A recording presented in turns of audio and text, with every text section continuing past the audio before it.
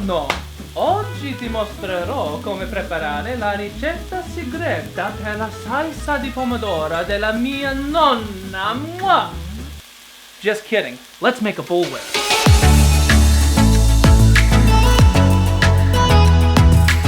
Hey everybody, Adam here with WhipWorks, and today I have a bit of a special project. My nonna is Italian, and we have some distant family who live in a rural area in Italy. I'm terrible, I should know where it is, but apparently they live on this vineyard. They have a castle on the property that they've converted to have some apartments that guests can stay in, and it's just like this crazy, beautiful, picturesque Italian setting that my family always talks about. Next month, actually here in I don't have a watch, 3 or 4 weeks, my nonna is heading out to Italy. She's visiting the Pecorini family. As a special gift, she wants me to make a custom bullwhip for the Pecorinis. I don't want to just make any whip for this family gift. I want to make something that will really last. So I'm gonna design a completely original handle design that I'm gonna plait for the Pecorinis. There's a flag or something that Nana told me that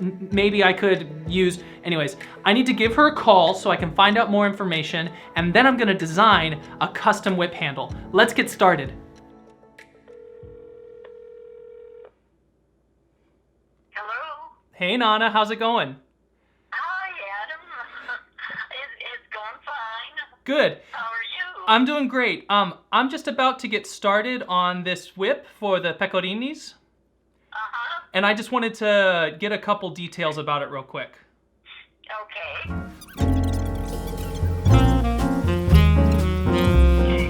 know Andre is going to be so excited when he gets this. Awesome. All right, bye. Okay. So I have this picture that my uncle sent me of the Cavallo flag Nana was talking about. The flag is green and yellow, so I'm thinking emerald green and canary yellow for the colors, and we're gonna plait Pecorini into the handle of the whip. So I have a palette here, and I'm gonna get designing.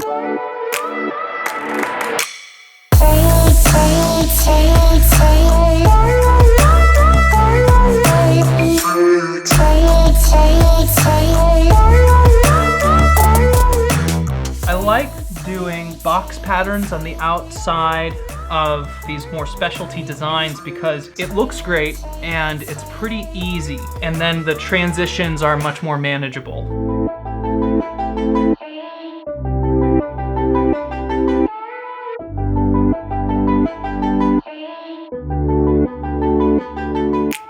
So we've got our handle designed.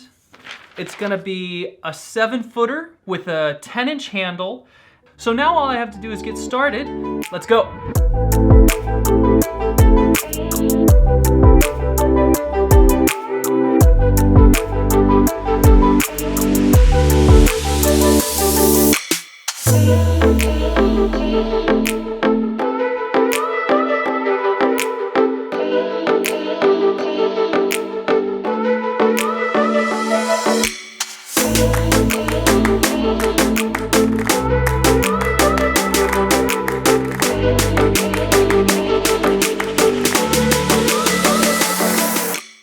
All right, so we've got our 6-plait layer all done. We got our second bolster on there. We're looking good to go. I have my strands cut, and now we're about to attach our 10-plait layer.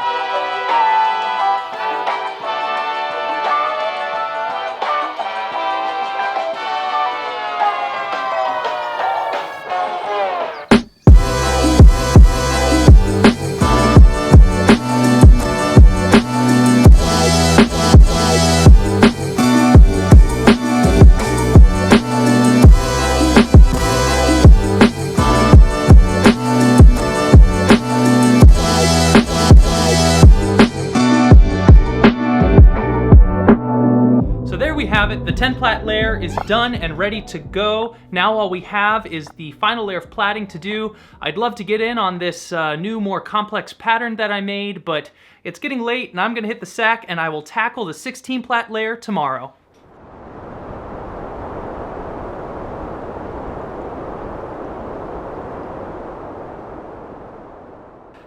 It is officially the snowiest February that the Twin Cities has ever seen. We've gotten over 30 inches, but I can't think of a better way to spend a snow day than inside making this custom bullwhip. All that's left to do now in order for me to get into this new plaiting design that I made, which I'm so excited about, is I have to cut my strands. But you know what? I'm a little bit too excited, so I'm gonna try this new,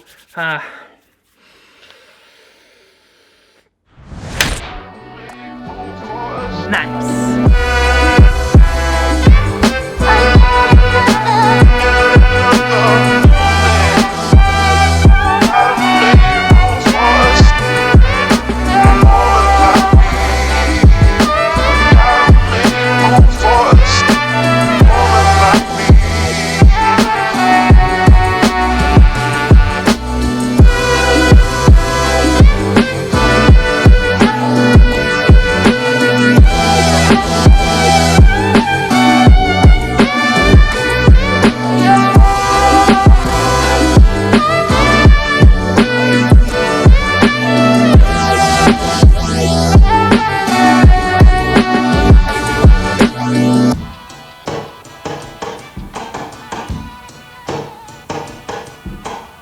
All right, we are back, and I hope this is the last day of this whip build.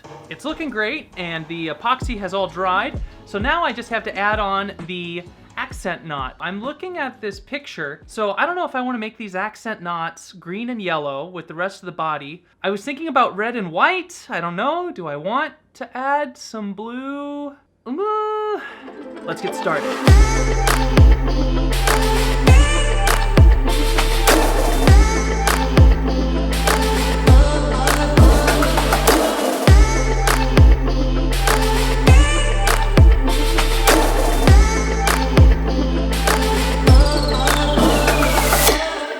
I am all done here. It is all coming together so nicely now that it's waxed, but you know what? This center knot, I thought this would look a lot better. I thought it would be more of an accent, but it's just really overpowering in the color scheme. Darn it. So I'm gonna go ahead and redo this. I'll be right back with you.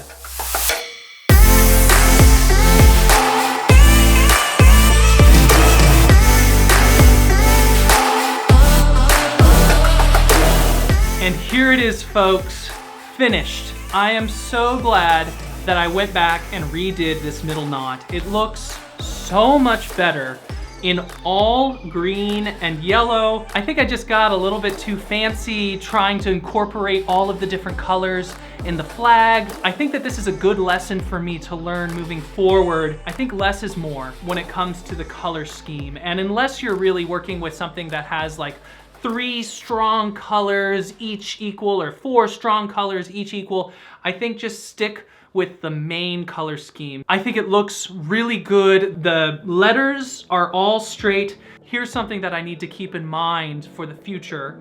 So if you look at it, there's actually a bit of a twist in the handle, which I'm pretty sad about, but it's not terrible. I think it's only really noticeable because I know what I know. I think that they're not gonna notice out in Italy.